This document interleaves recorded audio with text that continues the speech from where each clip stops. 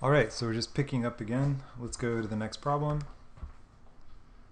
All right, so all the stuff that we talked about at the end of the previous video is what you need here.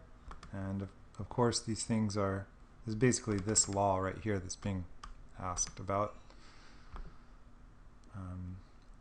So the book actually, in the limit laws, it doesn't tell you that you can come up inside an exponent, but you actually can. So for this one, it just gets a little bit ahead of the book, and the fact that you can use here is that the limit as x goes to 5 of 10 to x squared minus 3x is equal to 10 to the limit as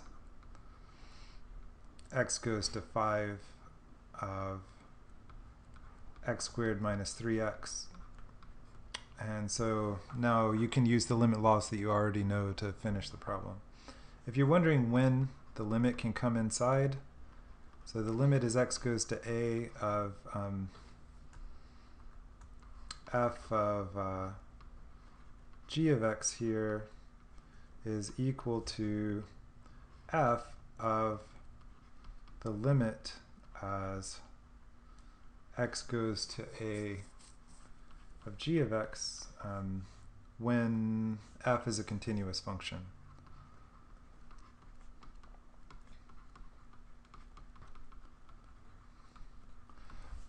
So the exponential function is continuous.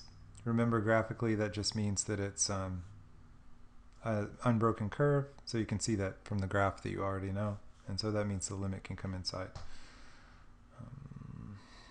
And there is a more careful way to say that. You know, you could say that f is continuous at a, and no, what is it? F is continuous. Oh, sorry. If we were going to be really formal here, we would say that the limit as x goes to a of g of x exists and it's equal to b, and then f is continuous at b. So technically that's what we need. But when you have a function that's continuous everywhere, then that's definitely enough. You don't need to worry about those details. Okay, let's keep going.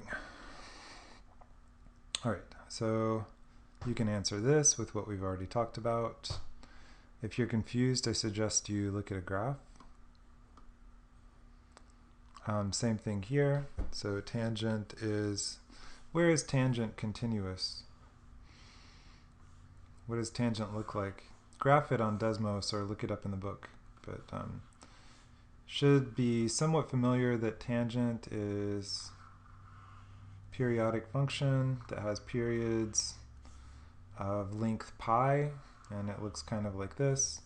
So ordinarily tangent has discontinuities at minus pi over 2 and pi over 2, and at all the other places that it has vertical asymptotes. So those are just the integer multiples of pi over 2.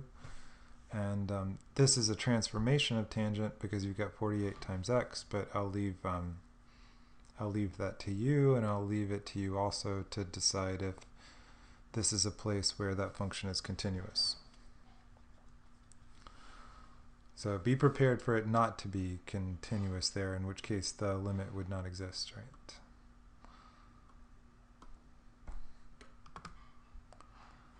Okay, so this is just asking you to recall a limit law from the book, which is the product law for limits. Hopefully you can see it here. It says that the limit as x goes to a if the product is the product of the limits. So use that to do this problem. Here they're asking about a quotient. So for that you should read the quotient law for limits and look at some of the examples from the book.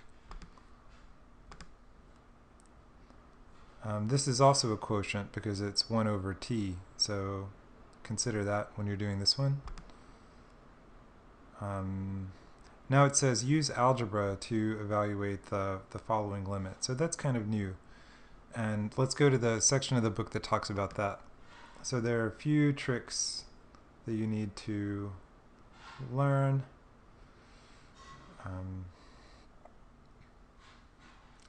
All right, so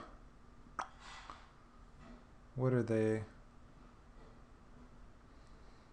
All right, so you can do tricks where you factor and cancel. So that's going to be what happens in the problem that we're looking at right now. There's another technique called multiplying by a conjugate, and this uses difference of squares to get rid of the radical. This looks like the same thing. When you have a complex expression like this, then you put everything over a common denominator and then do some cancellation. So that's how these two work.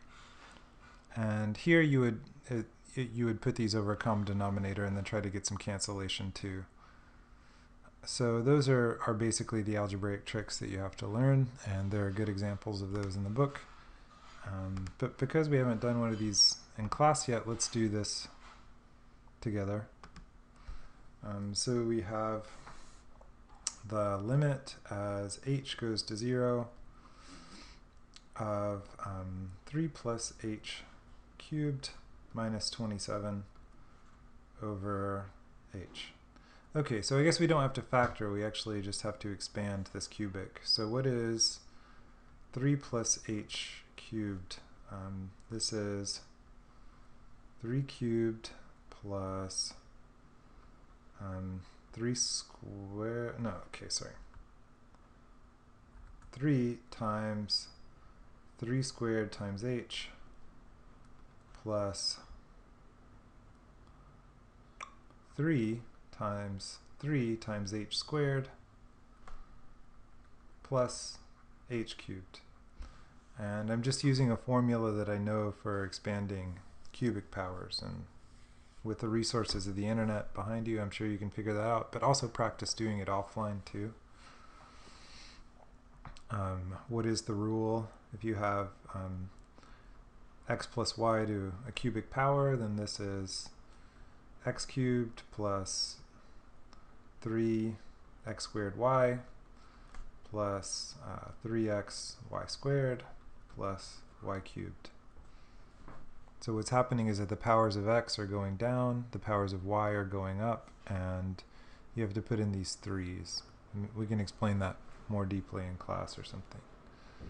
Okay, so put this down. Now let's look at the numerator here. Can we simplify this? So the limit is equal to, the limit as h goes to 0. This has a minus 27 here. So does 27 appear in this expansion? Yes, right there. So we don't have to write that anymore. That's canceled out. So now I'll write this as, this is 27h plus 9h squared plus h cubed over h. Now we cancel if we can. We can in this case because everything in the numerator has a factor of h. But to make it more clear, I'm going to factor out that h and just cancel once.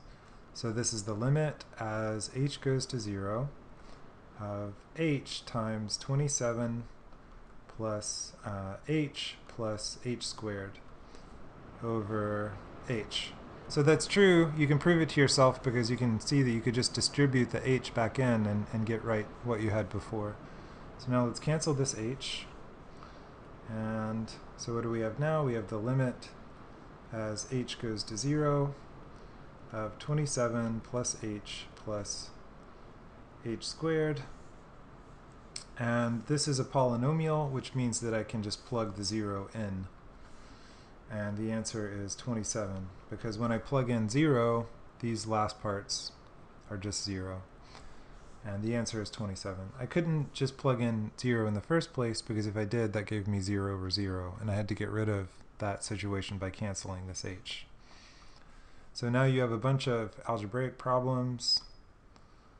So you have to use all the techniques that are discussed in the book for doing algebra to evaluate limits. As I've said in class, whenever you see absolute value signs, I suggest you turn it into a function defined by cases. Also look at graphs. Graphs can help see if it's just hopeless because some of these might be discontinuous or something and the limit doesn't exist. All right, so these are all pretty straightforward algebraic problems. And done. Okay, so we've done the homework and in outline. So I hope that will help. And if you still have questions, please post them on Piazza with images of the problem, please.